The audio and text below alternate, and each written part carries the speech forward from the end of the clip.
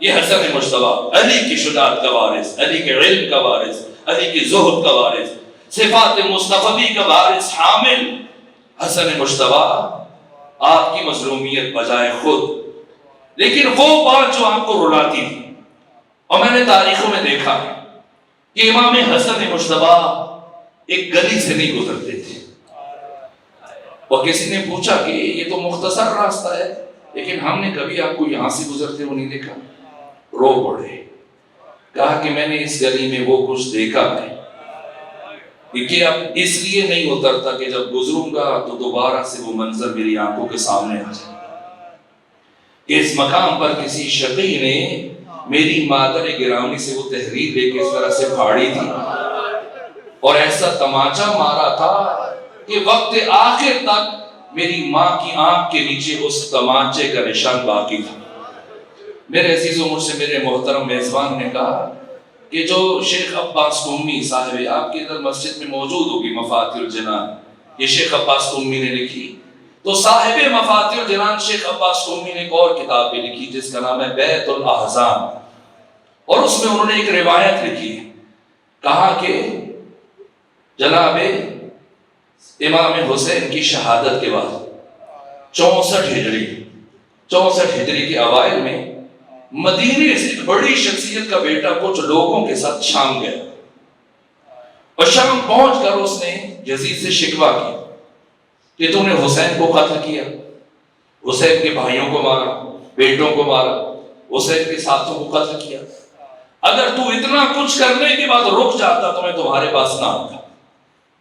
یہ مردوں کا معاملہ تھا.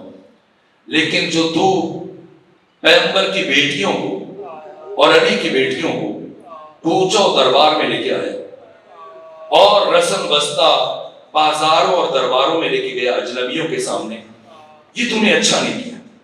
یزید نے جیسے یہ جملے سنے شیخ عباس قمی نے تحریر کیا، وہ غصے سے سرخ ہوا اسے چہرہ کہ اگر کوئی اور یہ بات کہتا تو میں برداشت کر لیتا، لیکن تمہیں یہ حق نہیں دیتا کہ تم یہ بات مجھ سے کرو. آنے والے نے پوچھا کیوں؟ میں کیوں نہیں کہہ سکتا؟ کہ بیٹھو. یزید اٹھا، لکڑی کے صندوق سے ایک تحریر نکالی اور وہ تحریر اس کے سامنے پھینک دی. کہ یہ پڑھو. کہ اس میں کیا ہے؟ کہ یہ تمہارے باپ کا خط ہے جو اس نے مدینے سے میرے باپ کو شام میں بھیجا تھا. کیا لکھا خط میں؟ لکھنے والے نے لکھا کہ پیغمبر کی رحلت کے بعد جب فلاں شخص برسر اقتدار آیا تو میں نے اس کی بیعت کے لیے اپنے ایک غلام کو علی کے گھر کی طرف روانہ کیا، جاؤ علی کو بلا کے لے آؤ. لیکن جب میرا غلام گیا تو بجائے اس کے کہ علی بیعت کے لیے آئے خود نہیں اٹھے اور علی کے گھر کی ایک کنیز دروازے کے پیچھے آ کے روکی اور کہا کہ میرے آقا علی قرآن کی جمعآوری میں مصروف ہے اور جب تک قرآن کی تدوین کا کام مکمل نہیں ہو جاتا علی باہر نہیں آئیں گے. اور جب میرا بھیجا ہوا غلام خالی واپس آیا تو مجھے بہت غصہ آیا، تو اب میں نے چند ساتھیوں کا ایک وفد علی کے گھر کی طرف بھیجا اور ان سے کہہ کے بھیجا کہ کہنا علی سے اگر اب کی دفعہ تم نہ آئے تو فلاں کہہ رہا تھا میں لینے کے لیے خود آؤں گا. اور جب میرا وفد پہنچا علی کے دروازے پر تو اب کی بار نبی زادی علی کے گھر کے دروازے پر آئی اور دروازے کے پیچھے سے میرے لیے پیغام بھیجا کہ جاؤ فلاں کو بتانا جب تم نے یہ حکومت ہم اہل بیت سے چھین لی تو اب اور ہم سے کیا چاہتے؟ اگر یہ سوچ رہے ہو کہ علی تمہاری بیعت کریں گے تو بتا دینا فاطمہ کی زندگی میں تم کبھی بھی علی سے بیعت لینے میں کامیاب نہیں ہو سکا. کہ جب دوسری مرتبہ میرا بھیجا ہوا وفد خالی پلٹا تو مجھے شدید غصہ آیا. میں نے 50 افراد کو اپنے ہمراہ لیا، لکڑیاں اٹھائیں، ڈنڈے اٹھائے، تلواریں اٹھائیں، جلانے کا سامان اٹھایا. ہم سب پہنچے در علی پر. اب میں نے کنفوس سے کہا کہ جاؤ آگے بڑھو تب الباب کرو. اور جب کنفوس نے علی کے دروازے پر دستک دی تو میں نے محسوس کیا کہ علی دروازے کی طرف بڑھ رہے ہیں.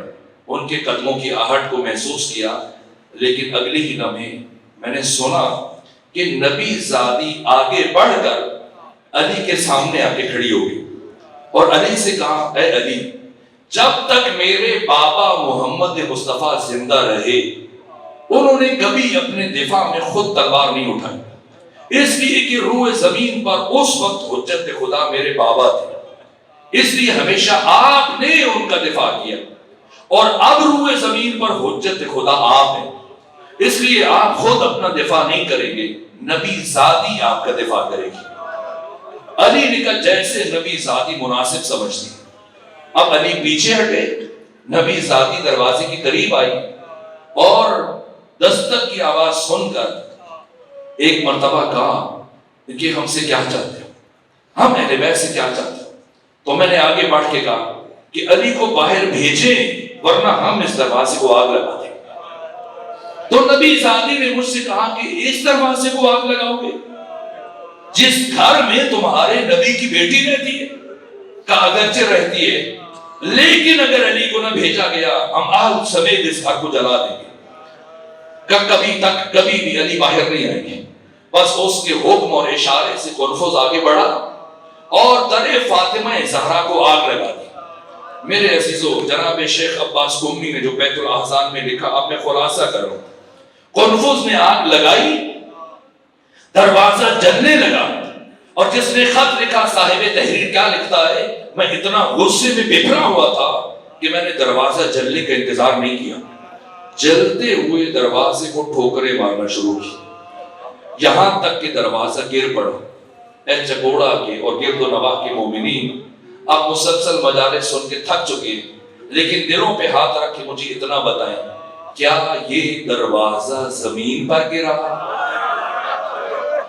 اے کاش زمین پر گرا ہوتا، لیکن کیا کروں، امام زمانہ فرماتے کہ میں اس لمحے کو کبھی نہیں بھلا سکتا جب میری دادی فاطمہ زہرا جلتے ہوئے دروازے اور دیوار کے درمیان تھی اور اس دروازے کی کیل میری دادی فاطمہ کے بازو میں پیوست ہو گئی۔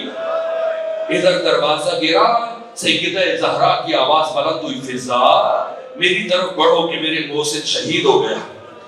بس 50 میں سے 11 افراد اس دروازے کو رونتے ہوئے علی کے بیت الشرف میں داخل ہوئے، اور صاحب تحریر میں لکھا قریب تھا کہ میں آگے بڑھ کر علی کے گلے میں رسی ڈال لیتا، لیکن اسی فرصت میں نہیں معلوم نبی زادی کس طرح اس دروازے کے نیچے سے اٹھی اور آگے بڑھ کر میرے اور علی کے درمیان حائل ہو گئی، میرے اور علی کے درمیان آ کر کھڑی ہو گئی اور مجھ سے کہا میں کبھی نہیں ہٹوں گی۔ ایک مرتبہ میں نے کہا اے نبی ذاتی درمیان سے ہٹ جا ورنہ ایسا ظلم کروں گا کہ تو ہٹنے پر مجبور ہو جائے گی۔ نبی ذاتی نے کہا فلا میں قیامت تک نہیں ہٹوں گی۔ کہا ایک مرتبہ میں نے اپنا ہاتھ فضا میں بلند کیا اور پھر پوری طاقت سے ایک ایسا تماچا نبی ذاتی کے رخسار پر مارا کہ نبی کی بیٹی بہت دور جا کے گری۔ انا للہ و انا الیہ راجعون۔